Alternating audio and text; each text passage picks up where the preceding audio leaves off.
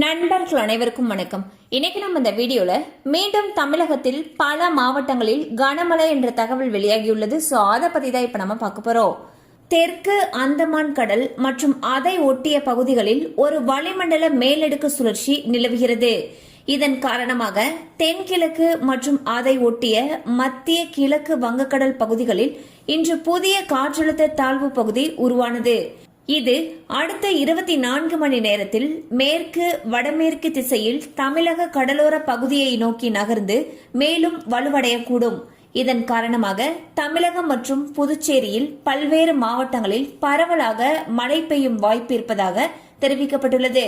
குறிப்பாக நீலகிரி, கோயம்புத்தூர் மலைப்பகுதிகள், ஈரோடு, திருப்பத்தூர், வேலூர், ராணிப்பேட்டை ஆகிய மாவட்டங்களில் கனமழை பெய்யக்கூடும் என்று கணிக்கப்பட்டுள்ளது. மேலும் அக்டோபர் 25ஆம் தேதி அதாவது நாளை தமிழ்நாடு, புதுச்சேரி மற்றும் காரைக்கால் ஆகிய பகுதிகளில் ஓரிரு இடங்களில் இடி மின்னலுடன் கூடிய லேசானது முதல் மிதமான மழை பெய்யக்கூடும். மேலும் அக்டோபர் 25ஆம் தேதி முதல் 27ஆம் தேதி வரை தமிழக கடலோர பகுதிகள், மன்னார் வளைகுடா மற்றும் குமரி கடல் பகுதிகள், ஆந்திர கடலோர பகுதிகளில் சூறாவளி காற்று மணிக்கு 35 முதல் 45 கிலோமீட்டர் வேகத்திலும் இடையிடையே 55 கிலோமீட்டர் வேகத்திலும் வீசக்கூடும் என்று தெரிவிக்கப்பட்டுள்ளது. சோ பாத்தீங்கன்னா தமிழகத்தை பொறுத்த வரைக்கும் அடுத்த 3 நாட்களுக்கு பல மாவட்டங்கள்ல கனமழைக்கு வாய்ப்பு இருப்பதாக வானிலை ஆய்வு மையம் அறிவிச்சிருக்காங்க.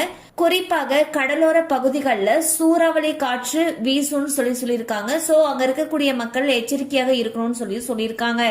சோ மழை அதிகமாக பெய்யும் பட்சத்தில் அந்த பகுதிகளில் இருக்கக்கூடிய பள்ளி கல்லூரிகளுக்கு விடுமுறை விடப்படுவதற்கான வாய்ப்புகளும் அதிக அளவுல இருக்கு.